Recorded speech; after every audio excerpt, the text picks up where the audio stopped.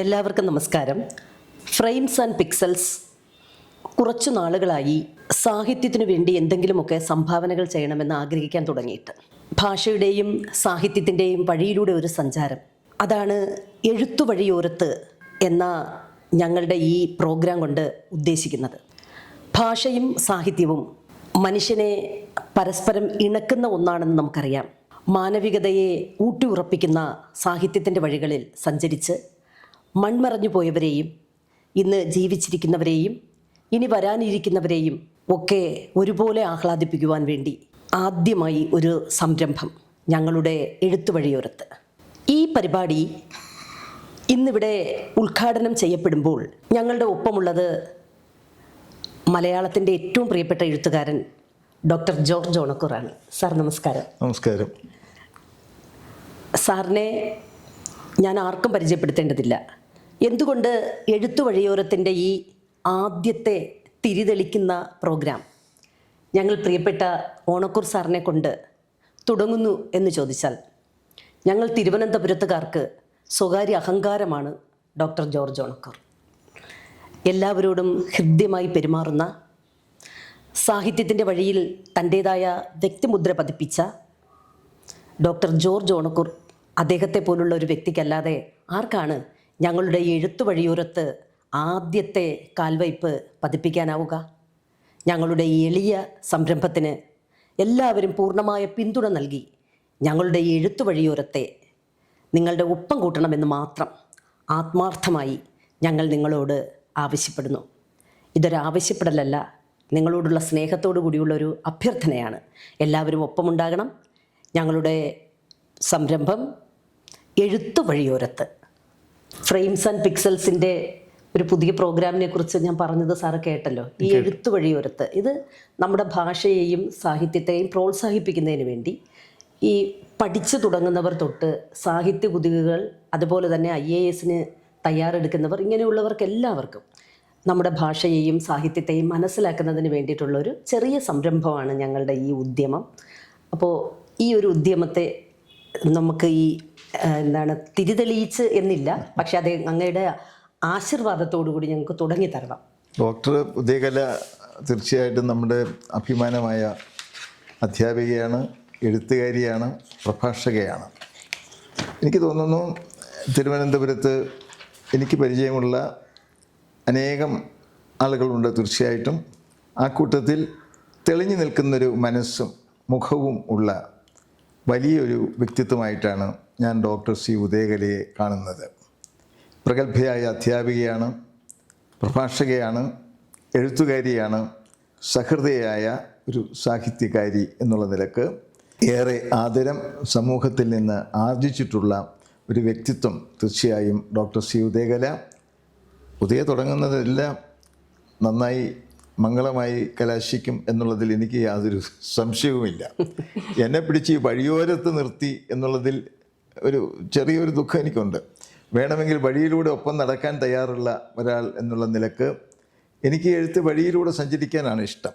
വഴി ഓരത്ത് നിൽക്കാൻ അത്ര അല്ല സാർ, ഞങ്ങൾ അങ്ങനെ എഴുത്ത് വഴിയോരത്ത് എന്ന് തന്നെ ഇട്ടത്, ഈ വഴിയോരത്ത് വന്നു പോയവർ ഒരുപാടുണ്ടായിരുന്നു, ഇപ്പോൾ വന്ന് നിൽക്കുന്നവർ ഒരുപാടുണ്ട്, ഇനിയും ഒരുപാടുണ്ടായിരിക്കും. ഇത് എല്ലാവരെയും കൂട്ടിയിണക്കുന്ന ഒരു ജംഗ്ഷനാണ്. അപ്പം ഞങ്ങളുടെ ഈ എഴുത്ത് വഴിയോരത്ത് വന്ന് നിന്ന് എല്ലാവരെയും നമ്മളോടൊപ്പം സഞ്ചരിച്ച് കാണുന്ന വ്യക്തിയാണ് ഓണക്കൂർ സാർ. ആ കൽപ്പന എനിക്ക് ഇഷ്ടപ്പെട്ടു. അതിൻ്റെ വ്യാഖ്യാനത്തിലേക്ക് പ്രവേശിക്കുമ്പോൾ തീർച്ചയായിട്ടും ആ പരികൽപ്പനയുടെ ഭംഗി ആസ്വാദ്യകരമാണ് എന്നുള്ളതിൽ യാതൊരു സംശയവുമില്ല. കാരണം നമ്മുടെ സമൂഹത്തിൽ തീർച്ചയായും നമുക്കറിയാം, അതിനെ ഉന്നമിപ്പിക്കുന്ന ഒന്നാണ് നമ്മുടെ എഴുത്ത് എന്ന് പറയുന്നത്. സാഹിത്യം തീർച്ചയായും സമൂഹത്തെ മുന്നോട്ട് നയിക്കുന്ന ശക്തിയാണ്, ആകണം. ആയെങ്കിലും അതുകൊണ്ട് പ്രയോജനമുള്ളൂ, ഇല്ലേ?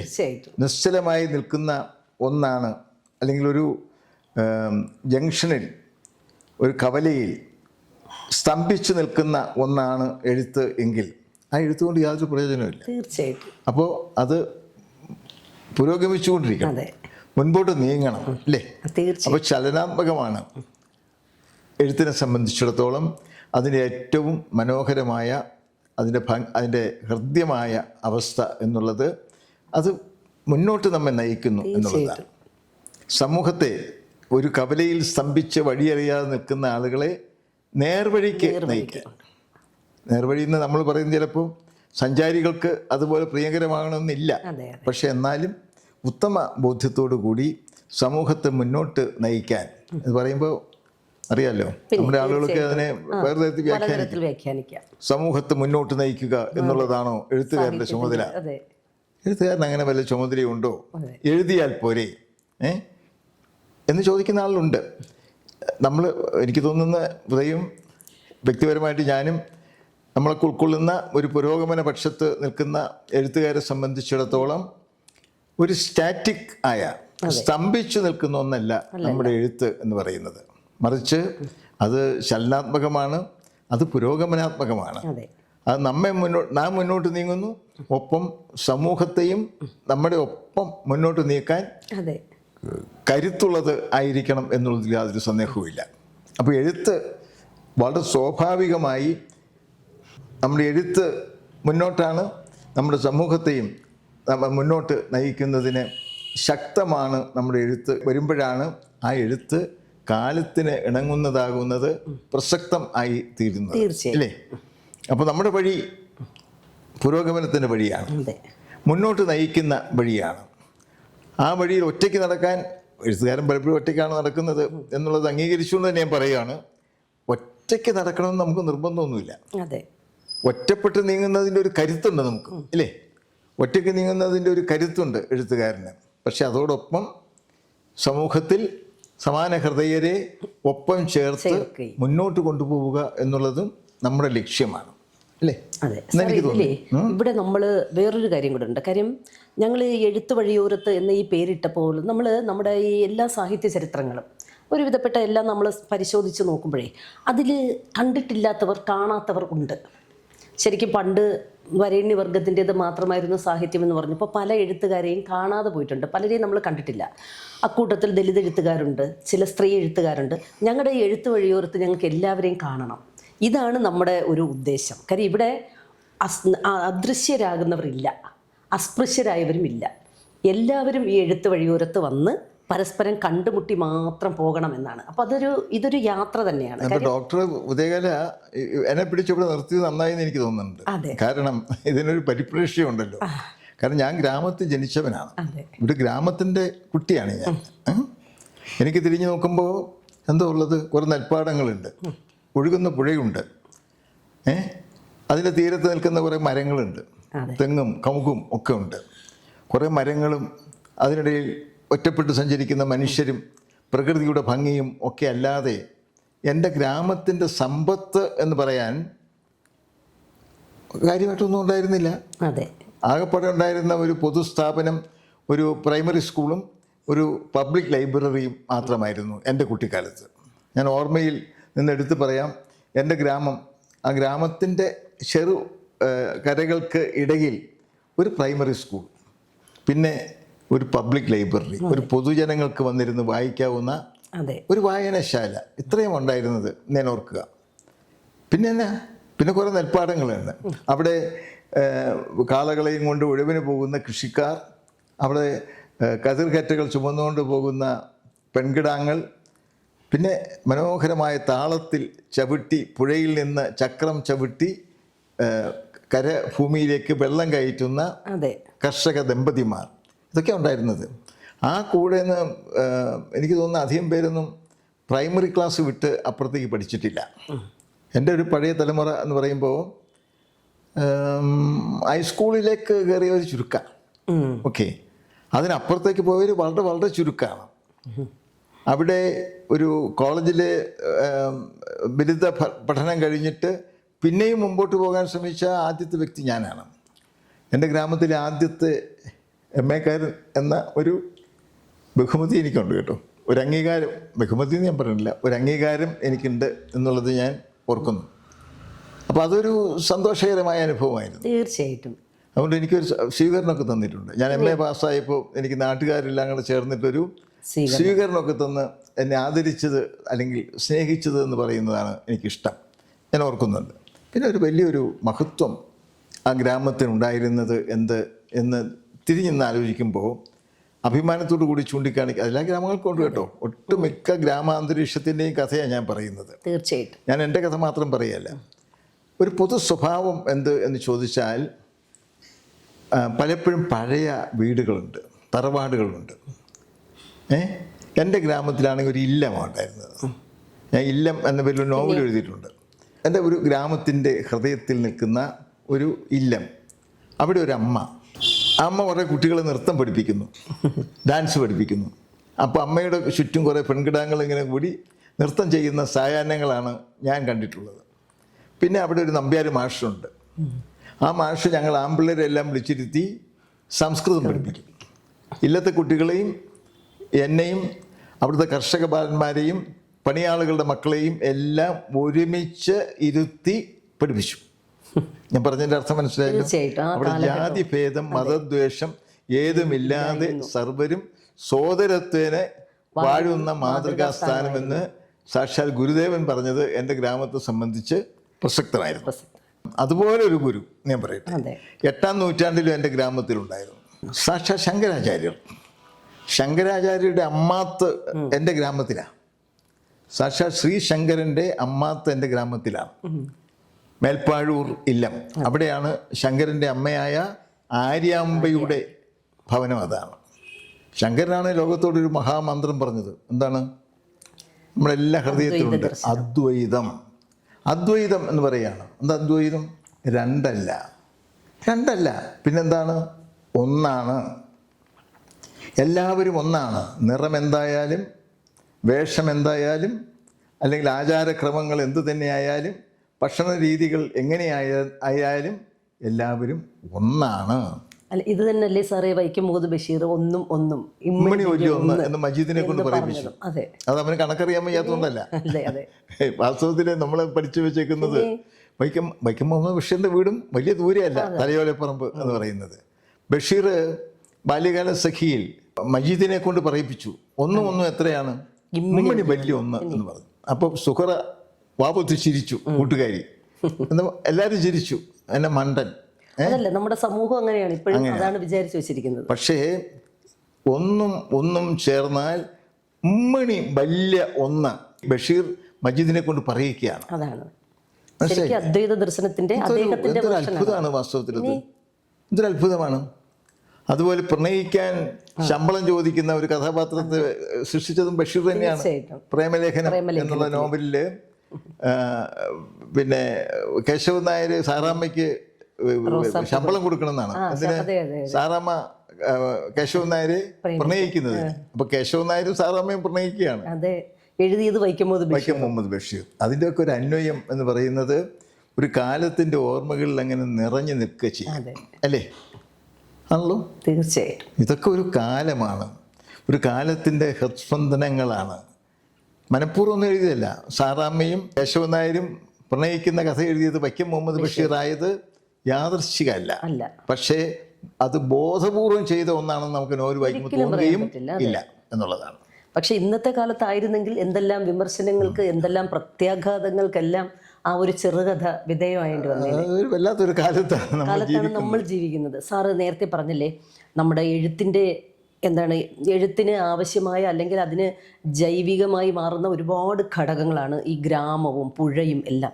പക്ഷേ ഇന്ന് നമ്മൾ എല്ലാ സ്ഥലത്തും നോക്കുമ്പോൾ ഈ ഗ്രാമങ്ങൾ ഓരോന്നായിട്ട് നഗരവൽക്കരിക്കപ്പെടുന്നതാണ് നമ്മൾ കാണുന്നത്. ഈ അടുത്ത നാളിൽ ഞാനിങ്ങനെ പാലക്കാട്, കണ്ണൂർ, കാസർഗോഡ് ഇങ്ങനെ ഒരുപാട് ജില്ലകൾ സഞ്ചരിച്ചപ്പോൾ ഞാൻ കണ്ടത് തരിശ് പാടങ്ങളാണ് എല്ലായിടത്തും കിടക്കുന്നത്. അപ്പോൾ അതുമാത്രമല്ല, പല സ്ഥലങ്ങളിലും ഈ ഫ്ലാറ്റുകൾക്ക് വേണ്ടി പാടങ്ങൾ നികത്തപ്പെടുന്നത്, അതുപോലെ പുഴ മെലിഞ്ഞില്ലാതാകുന്നത് ഇതല്ല. അപ്പോൾ വികസനം എല്ലാവർക്കും വേണം, പക്ഷെ അത് ഒരു എഴുത്തുകാരനെ സ്വാധീനിക്കില്ലേ? കാര്യം പണ്ട് നമുക്കറിയാം, പാടത്തിൻ്റെ അല്ലെങ്കിൽ ഗ്രാമീണ വിശുദ്ധിയൊക്കെ ആയിരുന്നു എഴുത്തുകാരെ ഏറ്റവും കൂടുതൽ പ്രചോദിപ്പിച്ചിരുന്നത്. ഇപ്പോൾ കുറേ കാലം കഴിഞ്ഞപ്പോഴത്തേക്കും മനുഷ്യൻ ഈ വികസനത്തിന് വേണ്ടി നഗരത്തിലേക്ക് കുടിയേറിയപ്പോഴാണ് മനുഷ്യൻ്റെ എഴുത്ത് രീതികളും ഇല്ലേ, ആനന്ദിൻ്റെ മരുഭൂമികൾ ഉണ്ടാകുന്നത് പോലെയുള്ള കൃതികൾ വന്നത്. പക്ഷെ സാറിൻ്റെ കൃതികളിൽ എപ്പോഴും ഒരു ഭാഷയുടെയും സാഹിത്യത്തിൻ്റെയും നൈർമല്യം നിലനിൽക്കുന്നത് സാറിൻ്റെ ആ ഗ്രാമീണ ജീവിതത്തിൽ നിന്ന് കിട്ടിയ ചില ഘടകങ്ങളാണ്, അല്ലേ? ഗ്രാമീണ ജീവിതം വലിയൊരളവിൽ എന്നെ സ്വാധീനിച്ചിട്ടുണ്ട്. എൻ്റെ ആദ്യത്തെ നോവൽ അകലെ ആകാശം ഗ്രാമത്തിൻ്റെ കഥയാണ് പറയുന്നത്. അവിടുത്തെ മാലതി, പേരിട്ടിരിക്കുന്നത് തന്നെ മാലതി എന്നാണ്. അതുപോലെ നായകൻ്റെ പേര് ശേഖരൻകുട്ടി എന്നാണ്. വേറൊരു പേരല്ല, ഇല്ല. ജനദേവൻ ഒന്നുമല്ല, ശേഖരൻകുട്ടി എന്നാ പേരിട്ടിരിക്കുന്നത്. വേറെ പേരിടാം അല്ലേ? അതെ. ആ കാലത്തൊക്കെ കുട്ടികൾക്ക് വേറെ പേരുകളും ഉണ്ട്. പക്ഷെ ഞാൻ എൻ്റെ കഥാനായികയ്ക്ക് ഇട്ടിരിക്കുന്ന പേര് മാലതിയാണ്. കഥാനായകൻ്റെ പേര് ശേഖരൻകുട്ടി. ശേഖരൻകുട്ടി മാലതിയെ കാണുമ്പോൾ അവൾ വെറ്റിലത്തോട്ടത്തിൽ ഇങ്ങനെ നിന്നുകൊണ്ട് ഇലകൾ നുള്ളിക്കൊണ്ടിരിക്കുകയാണ്. അമ്മാവനെ മുറുക്കാൻ വേണ്ടി. ഗ്രാമത്തിൻ്റെ ഒരു സുഖ, അത് ചുമ്മാ വളരായതല്ല ഇതൊന്നും. അപ്പോൾ ആ ജീവിതത്തെ അറിഞ്ഞിട്ടാണ്, പഠിച്ചിട്ടെന്ന് ഞാൻ പറയുന്നില്ല, ജീവിതത്തെ അറിഞ്ഞിട്ട് സ്വാഭാവികമായി സംഭവിച്ചതാണ്. മനസ്സിലായില്ലേ? ജീവിതത്തെ അറിഞ്ഞിട്ട് സ്വാഭാവികമായിട്ട് സംഭവിച്ചതാണ്. അവിടെ ഒരു പുഴ ഒഴുകുന്നുണ്ട്, പറ്റാത്ത പുഴ ഒഴുകുന്നുണ്ട് എന്നുള്ളതാണ്. പിന്നെ ഓരോ കഥാപാത്രം, പിന്നെ രണ്ടാമത്തെ നോവലിലേക്ക് വരുമ്പോൾ ഉൾക്കടൽ അതിലേക്ക് വരുമ്പോഴും ഗ്രാമത്തിൽ നിന്ന് കഥയുടെ അന്തരീക്ഷം വാസ്തവത്തിൽ കലാലയത്തിലേക്ക് മാറുന്നുണ്ട്. അതൊരു സ്വാഭാവികമായ പഠനത്തിന് വേണ്ടി എന്തായാലും വീട്ടിൽ നിന്ന് മാറണം, ഗ്രാമത്തിൽ നിന്ന് മാറുന്നു. പക്ഷെ അപ്പോഴും ഉൾക്കടലിന്റെ ആദ്യത്തെ ഭാഗത്ത് നിൽക്കുന്ന തുളസി എന്ന ക്യാരക്ടർ കഥാപാത്രം, 3 കഥാപാത്രങ്ങളാണല്ലോ, 3 സ്ത്രീ കഥാപാത്രങ്ങൾ ഉൾക്കടലിലുണ്ട്. ഒന്ന് നാട്ടിൻപുറത്തുകാരിയായ അവിടെ പൂനുള്ളി നടക്കുന്ന, വട്ടിയിൽ പൂക്കൾ ശേഖരിക്കുന്ന തുളസി എന്ന കഥാപാത്രം. 2 കോളേജിൽ കൂട്ടുകാരിയായി എത്തുന്ന റീന എന്ന ക്യാരക്ടർ. പിന്നെ അധ്യാപകനായി തീരുമ്പോൾ സഹപ്രവർത്തകയായി എത്തുന്ന മീര എന്ന കഥാപാത്രം. ഇതാണ് രാഹുലൻ്റെ ജീവിതത്തിലെ 3 നായികമാർ. അവിടെ രാഹുലൻ എന്നാണ് ഞാൻ പേര് കൊടുത്തത്. അത് എങ്ങനെ രാഹുലൻ എന്ന് പേരിട്ടെന്ന് എന്നോട് പലരും ചോദിച്ചിട്ടുണ്ട്. പലർക്കും രാഹുലൻ എന്നുള്ള പേരിൻ്റെ സത്യം എന്താണ് എന്ന് വായിച്ച് അറിഞ്ഞത് ഉൾക്കടൽ പഠിച്ചപ്പോഴാണെന്നാണ് എനിക്ക് തോന്നുന്നത്. അങ്ങനെ അഹങ്കാരമല്ല, ആ സത്യം തേടിപ്പോയ ബുദ്ധന്റെ മകനാണ് രാഹുലൻ. ചുമ്മാ ഒരു കഥാപാത്രമല്ല. സ്വന്തം ഭാര്യ യശോധര, സുന്ദരിയായ യശോധരയെ ഉപേക്ഷിച്ചെന്ന് പറയാൻ വയ്യ, കൊട്ടാരത്തിൽ വിട്ടിട്ട് രാത്രിയിൽ ബുദ്ധൻ ആകാൻ വേണ്ടി പുറപ്പെട്ട സിദ്ധാർത്ഥന്റെ പേര് ഗൗതമ ബുദ്ധൻ എന്നാണ്. അത് നിങ്ങളുടെ നമ്മൾ ഓർമ്മിക്കണം. ഗൗതമ ബുദ്ധൻ എന്ന് പറഞ്ഞാൽ എന്തോ, എങ്ങനെയാ സിദ്ധാർത്ഥൻ ഗൗതമ ബുദ്ധനായത്? ഗൗതമൻ എന്നുള്ള പേര് ബുദ്ധന് വരുന്നത് ഗൗതമി വളർത്തിയത് കൊണ്ടാണ്. ഗൗതമി ബുദ്ധന്റെ അമ്മയല്ല. ബുദ്ധന്റെ അമ്മയുടെ പേര് മഹാമായ. പ്രസവത്തോടുകൂടി അവർ മരിച്ചു. മഹാനായി തീരാനുള്ള ഈ കുഞ്ഞിനെ വളർത്തിയത് അവിടുത്തെ ഗൗതമി എന്ന വളർത്തമ്മയാണ്, ദാസിയാണ്. അപ്പം ആ രീതിയിൽ വളരുകയാണ്. നമ്മൾ ഈ മഹാന്മാരുടെ ഒക്കെ ജീവിതം ആലോചിക്കുമ്പോഴേ ഇല്ലേ, ഇവരൊക്കെ എവിടെ ജനിച്ചത്? കൃഷ്ണൻ ജനിച്ചത് കാരാഗൃഹത്തിലാണ് അല്ലേ? ക്രിസ്തു ജനിച്ചത് കാലിത്തൊഴുത്തിലാണ് ജനിച്ചത്. ഞാൻ വിചാരിച്ചു ഈ ബുദ്ധനെങ്കിലും നല്ലൊരു കൊട്ടാരത്തിലാണല്ലോ ജനിച്ചത് എന്ന് ഞാൻ ആശ്വസിച്ചു. പക്ഷേ ബുദ്ധൻ ജനിച്ചത് ഒരു മരത്തിന്റെ ചുവട്ടിലാണ്, ഒരു ഫലവൃക്ഷത്തിന്റെ ചുവട്ടിലാണ്. ബുദ്ധന്റെ അമ്മ പൂർണ്ണ ഗർഭിണിയായപ്പോൾ അന്നത്തെ പതിവനുസരിച്ച് വധുവിന്റെ ഗൃഹത്തിലേക്ക് പ്രസവത്തിന് കൊണ്ടുപോകണം. അങ്ങനെ പല്ലക്കിൽ കൊണ്ടുപോകുമ്പോഴേക്ക് ഫലങ്ങൾ നിറഞ്ഞ ഒരു വൃക്ഷം മുമ്പിൽ നിൽക്കുന്നത് കുട്ടിയുടെ അമ്മ, കുട്ടിയിലായിട്ടില്ല, മഹാറാണി കാണുകയാണ്. അവർക്ക് വിശന്നു, ദാഹിച്ചു. അവർ അത് പറിച്ചെടുക്കാൻ വേണ്ടി കൈ ഉയർത്തിയപ്പോഴേക്ക് പ്രസവം നടന്നു. അപ്പോൾ കുട്ടിയെ പൂഴിയിലാണ് പ്രസവിച്ചത് ബുദ്ധനെ എന്ന് ഞാൻ പഠിച്ചിട്ടുണ്ട്.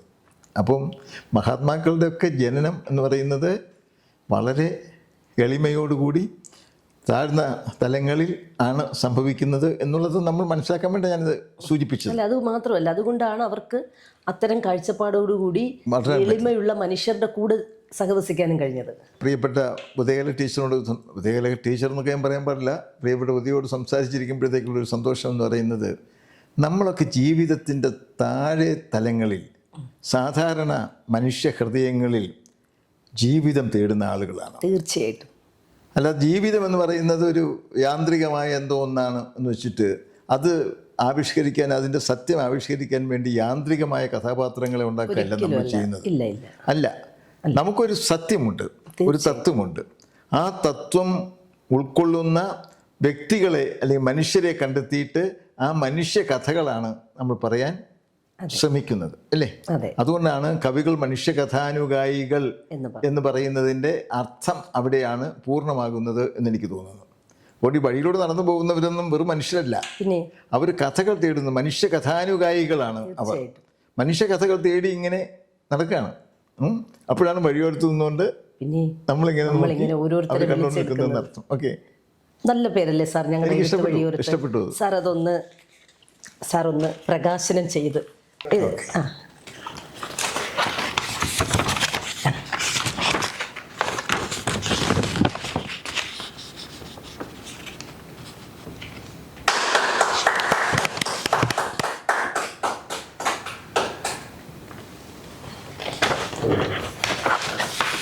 നന്നായിട്ടില്ലേ? നന്നായി. ഇതൊക്കെ അരുൺ സുധാകരന്റെ ഭാവനയാണ്. കൊള്ളാം. വളരെ ലളിതമായിരിക്കണമെന്നത് മാത്രമേ നമുക്കുള്ളൊരു നിർബന്ധമുള്ളൂ. നല്ലൊരു പേനയും ചേർത്ത് വെച്ചു. തീർച്ചയായിട്ടും.